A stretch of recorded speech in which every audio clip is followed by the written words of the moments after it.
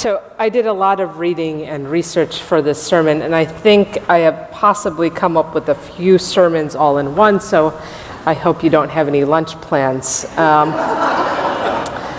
if I had actual books instead of electronic books, I would certainly be the seminarian carrying a whole pile behind Larry and Stephen and Renee. But besides that, when I think of the bread of life, I simply cannot stop my head from descending right into my heart. I grew up in a different Christian denomination. I learned many things from them, like the importance of prayer, the sacredness and the mystery of the Eucharist. The real presence of Jesus in the Eucharist became the center of my understanding of what I understand the church to be. That in this physical presence of the bread and wine, Jesus was with us now and always, as he promised he would be. But there was a problem. Because of who I am, my denomination decided that I was not welcome to receive communion. It was a very difficult thing for me to understand because, as far as I knew, Jesus did not come to exclude people. Jesus ate and drank with the marginalized of society. He welcomed and restored them to community. The God I knew and know was one of love, compassion, and forgiveness. And since I could not change who I was any more than I could change the color of my eyes or my skin, I left religion. And when I left, it was like my heart turned to stone. One day, my wife brought me to an Episcopal church. And then I heard the priest, a woman, which was also shocking for me at the time, said, "We worship in the Episcopal tradition, but this is God's table, and all are welcome." All are welcome. It was hard to hear anymore after she said that because this heart of mine that was stone then broke and then changed into a heart of flesh. It was so loud that I really couldn't hear anything else. So I stayed, and now you are all stuck with me for a little bit, or for a while.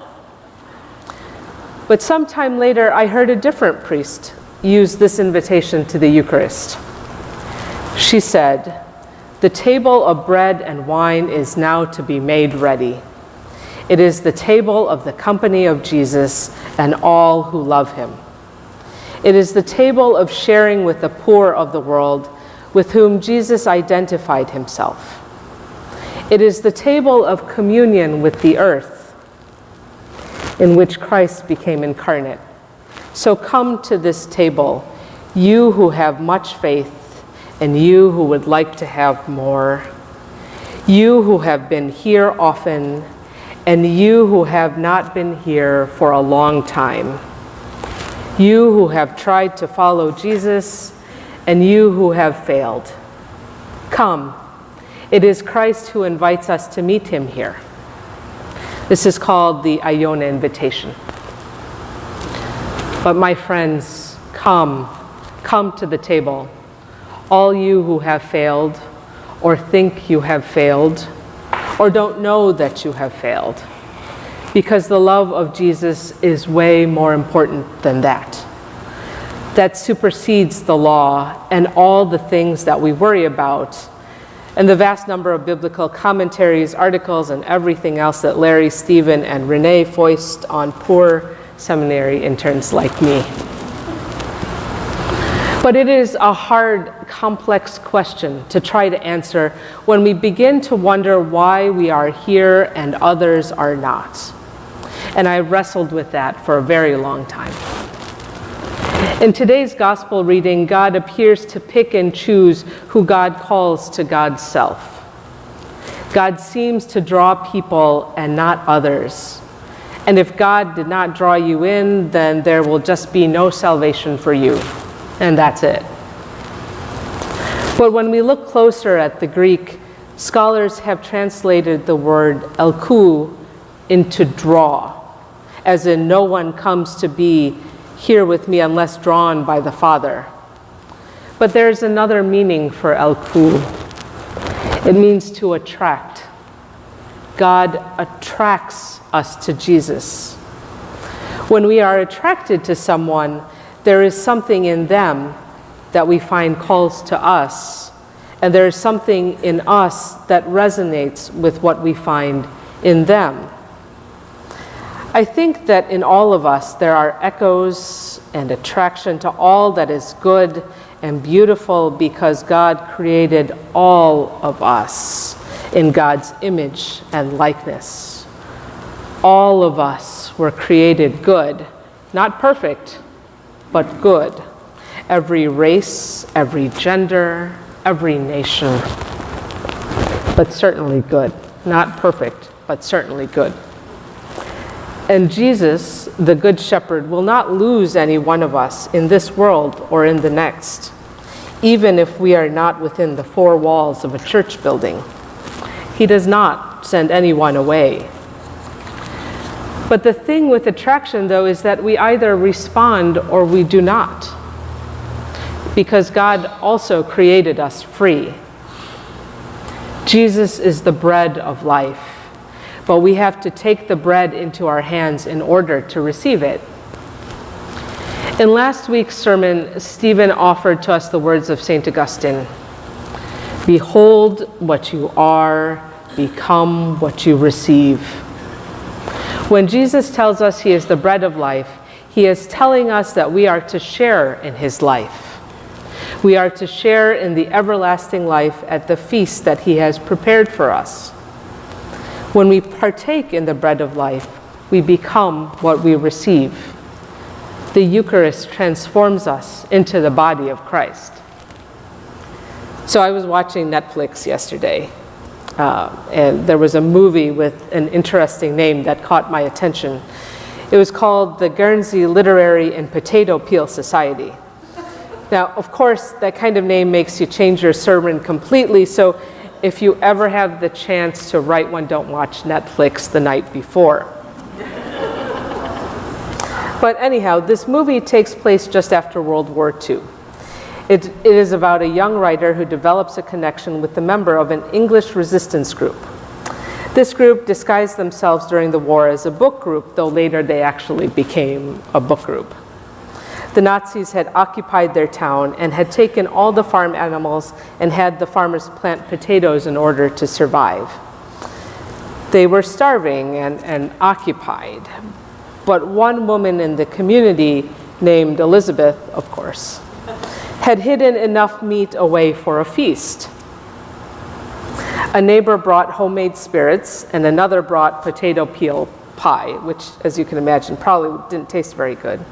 But anyway, Dawsey, one of the main characters, says this: "We all knew one another, of course, but not well.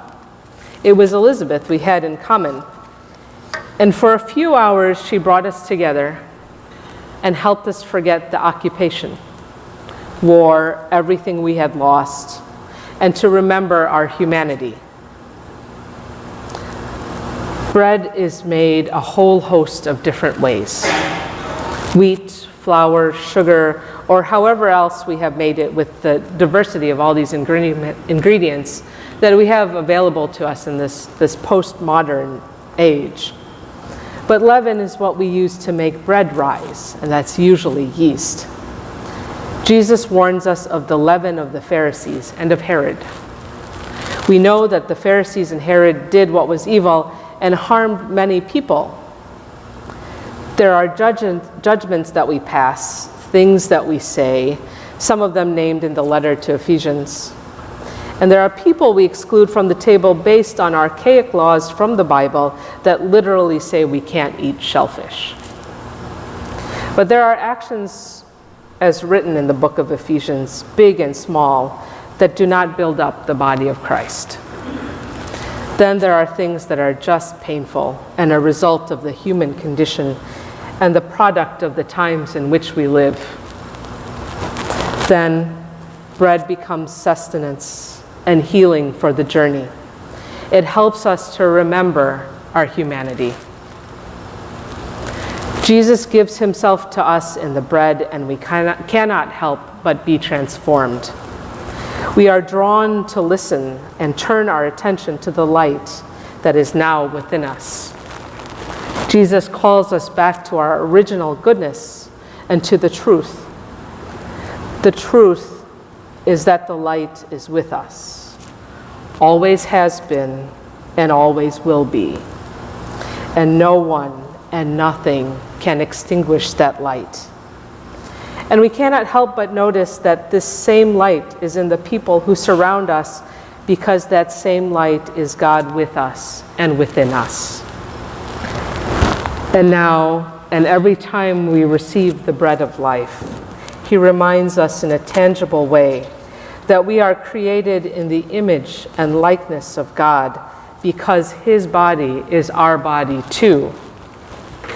The bread of life transforms us into the body of Christ together, and we walk together, having received the bread.